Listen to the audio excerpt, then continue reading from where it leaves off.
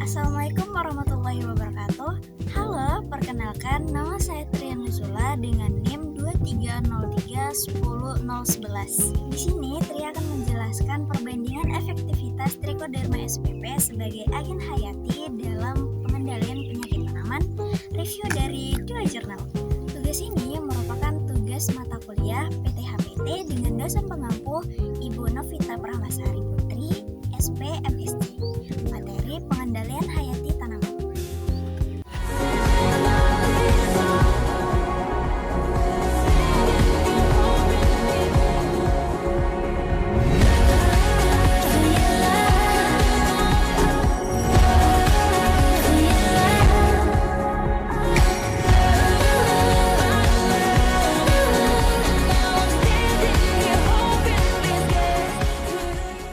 Perbandingan efektivitas Trichoderma spp sebagai agen hayati dalam pengendalian penyakit tanaman.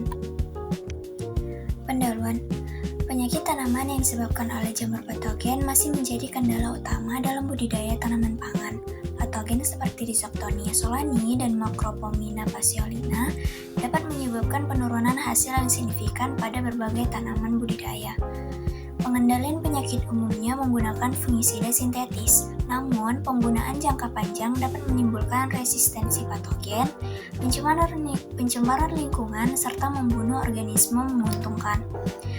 Oleh karena itu, diperlukan alternatif pengendalian yang ramah lingkungan, salah satunya menggunakan agen hayati Trichoderma spp. Kedua jurnal yang dibandingkan sama-sama meneliti potensi Trichoderma spp sebagai agen pengendali hayati terhadap penyakit yang disebabkan oleh Rhizoctonia solani, namun pada tanaman dan kondisi penelitian yang berbeda.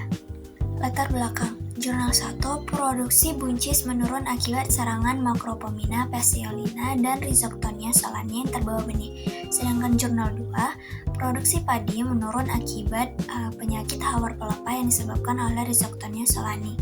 Yang kedua, penggunaan fungisida kimia menimbulkan dampak lingkungan, sedangkan jurnal 2, penggunaan fungisida sintetik menyebabkan resistensi dan penyemaran lingkungan.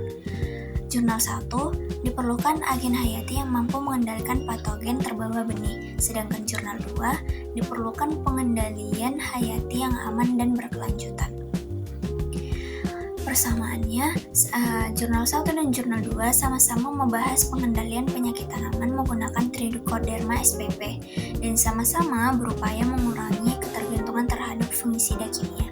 Sedangkan perbedaan jurnal 1 dan jurnal 2 itu adalah jurnal 1 adalah fokus pada tanaman buncis dan patogen terbawa benih, sedangkan jurnal 2 fokus pada tanaman padi dan penyakit hawar pelepah. Rumusan masalah. Bagaimana efektivitas Trichoderma spp dalam mengendalikan penyakit yang disebabkan oleh Rhizoctonia solani dan Macropomina fasciolina? Dan yang kedua, bagaimana mekanisme kerja Trichoderma spp sebagai agen hayati dalam menekan perkembangan patogen tanaman? Dan yang terakhir, apa persamaan dan perbedaan hasil penelitian penggunaan Trichoderma spp pada tanaman buncis dan padi? Tujuan penelitian. Jurnal 1 mengidentifikasi jamur patogen pada benih buncis, menguji kemampuan antagonis Trichoderma anthropirid terhadap Macropomina fasciolina dan Rhizoctonia solani, dan mengidentifikasi metabolit anti jamur yang dihasilkan. Sedangkan jurnal 2 itu untuk mengetahui kemampuan beberapa isolat Trichoderma spp dalam menekan hawar pelepah padi, menentukan waktu aplikasi yang paling efektif. Nah, perbandingan antara jurnal 1 dan jurnal 2 itu adalah jurnal 1 lebih menitik beratkan pada mekanisme antagonisme. Sedangkan jurnal 2 itu lebih menitik beratkan pada efektivitas aplikasi di tanaman. Metode penelitian. Komponen tanaman jurnal 1 itu buncis dan jurnal 2 itu padi. Patogennya jurnal 1 itu Macropomina fasciolina dan Rhizoctonia solani, sedangkan jurnal 2 itu hanya Rhizoctonia solani. Agen Hayati itu Trichoderma atrophorid, sedangkan jurnal 2 itu 7 isolat Trichoderma spp. Nah, lokasi penelitian jurnal 1 itu di laboratorium, sedangkan di jurnal 2 itu di rumah kaca. Metode yang digunakan jurnal 1 itu uji antagonisme SIM, GC, dan MS, sedangkan jurnal 2 itu RAL faktor in vivo. Parameter jurnal 1 itu hambatan pertumbuhan patogen, sedangkan jurnal 2 intensitas penyakit dan pertumbuhan tanaman. Hasil penelitian, jurnal 1 ditemukan 32 spesies jamur pada benih buncis. Isolat terbaik adalah Trichoderma atrophirid T22. Itu menghambat Macropomina passionina sebesar 72,42%. Sedangkan Rhizoctonia solani itu hanya sebesar 68%. Jurnal kedua, semua isolat Trichoderma spp mampu menekan penyakit. Intensitas penyakit turun dari sekitar 22% menjadi 4%. Yang terakhir, gejala penyakit muncul lebih lambat dibanding kontrol. Pembahasan mekanisme kerja Trichoderma pada kedua jurnal. Yang pertama, kompetisi ruang dan nutrisi. Trichoderma tumbuh lebih cepat daripada patogen sehingga mendominasi media atau daerah perakaran tanaman. Yang kedua, mikoparasitisme.